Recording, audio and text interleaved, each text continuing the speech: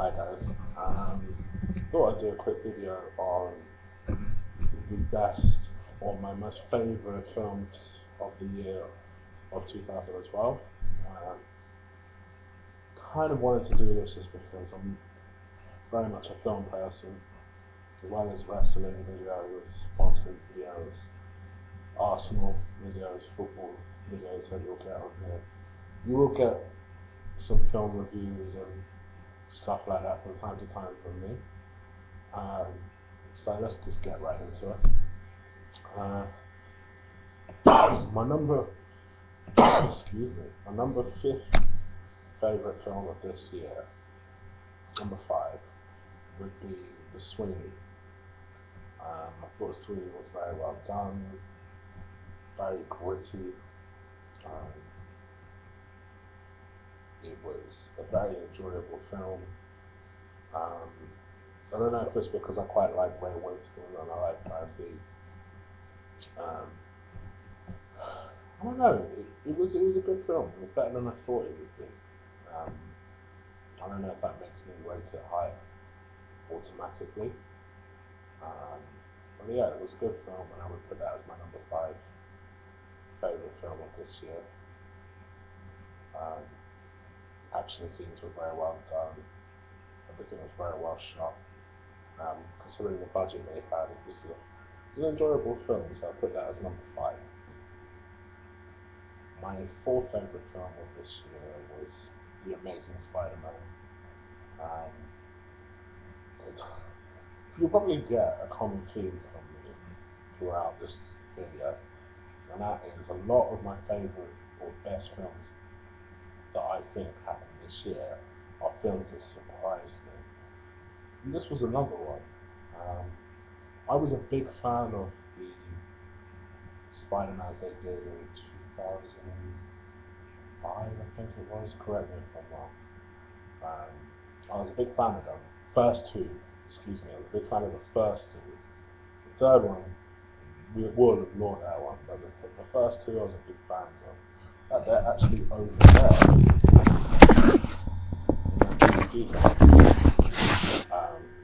But that one surprised me. It was a very well shot film again.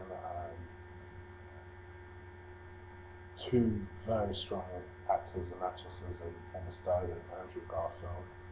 Very big fans of them. Thought the villain was great. It was a very well paced film. Didn't overdo it. Because sometimes when they're trying to reboot this franchise, you'll find that the first film is always very long and drawn out, and it kind of overly explains things. And I think perhaps since the Batman Begins and Dark Knight was done, a lot of the film series are feeling the need to reboot themselves. Case in point being this, case in point being Superman.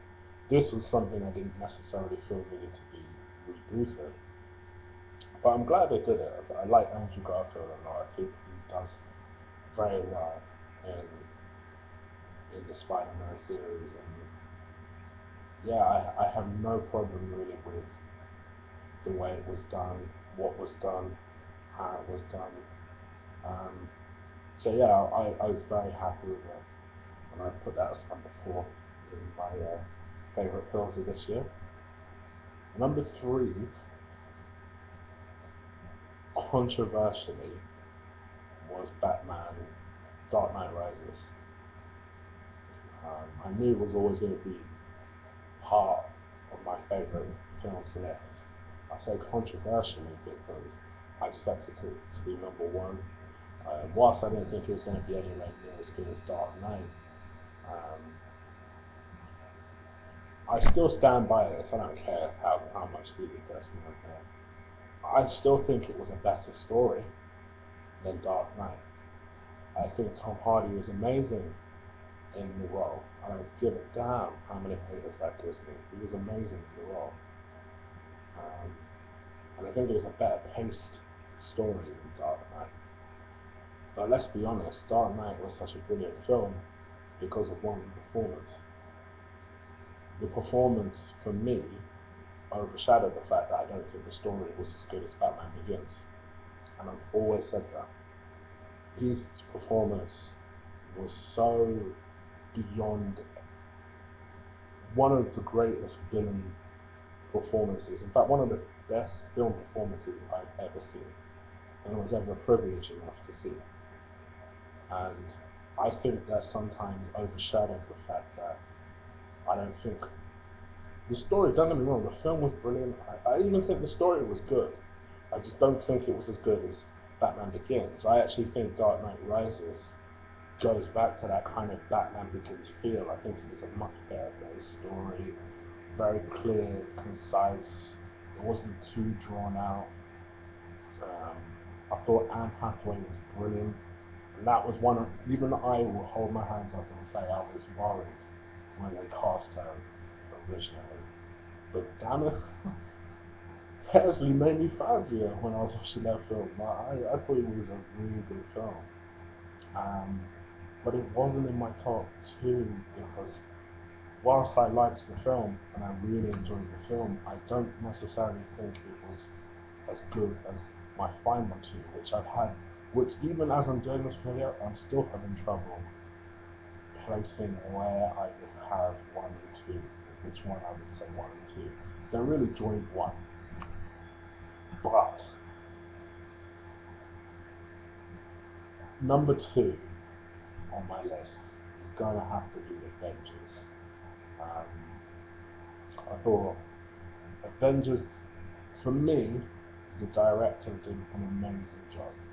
He had big expectations going into that film. Everyone hoped for a big film, for a good film, for a good story, um, to manage all those egos, and the director managed it. I can't remember his name. I think it's Zack Snyder. I really should be better prepared for this. My apologies. But he did amazingly well. He really understood that he needed to tell the story as well as manage every individual and give them all their shining moments. I think the only one that you didn't really see too much of was Hawkeye. You didn't really get a sense of who he was, what he was about, and that was a little bit disappointing, but it wasn't something that you thought too much about when you watched the film. Just for just straight up achievements. In a lot of ways, it should be the best film of this year because it was such an achievement. It was such a brilliantly done film, very enjoyable film, and it's something that I intend to own. I can't believe all my DVDs. I still don't have that. I'm gonna correct that as soon as possible. So that's the Avengers. So Avengers would be number two. Number one favorite film of this year, without um, it's only just about picked Avengers. And I think it was because of all the films that surprised me this year. This was the film that surprised and impressed me the most. And that was SkyFall. I've heard a lot of people talk a lot of shit about SkyFall. Um, for me, it was the best film of this year. I thought for the first time, Daniel Craig looked like a Bond. He starred in a Bond film. Um, it was very gritty. The story, for me, for the first time, really was a brilliantly paced film. Um, Now, people will pick holes in it. People will say, well, why wasn't Q more like Q? And I agree. I don't get this whole, oh, we don't do exploding pens bullshit. No, that's what Q does. And I get that.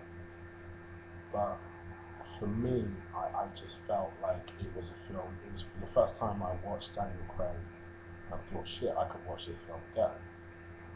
Whereas with abortions like Quantum of Solace, even Casino Royale, Casino Royale gets good praise. I hated that film.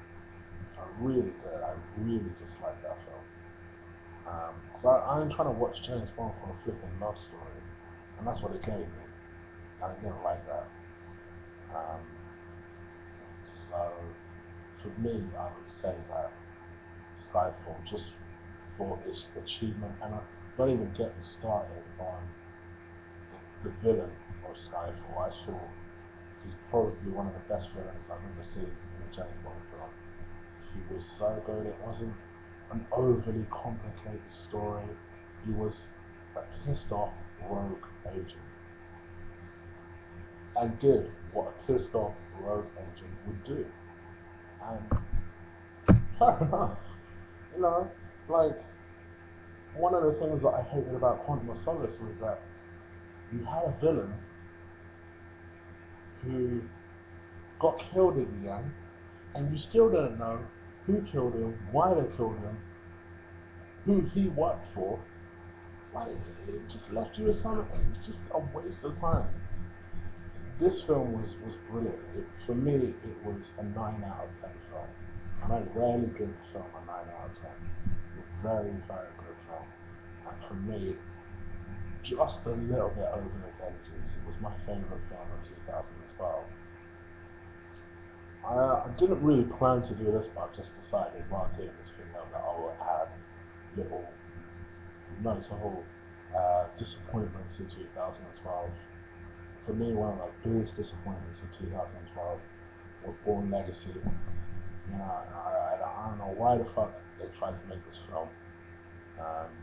Just another Hangover 2 type of complex. You know, it's a good idea, somebody suggested on a drunken night at a party. They made it, and it turned out about as horrible as it could turn out. It was a terrible film. And if you're going to go on making these films, I like Jeremy Renner, I think he's a good actor.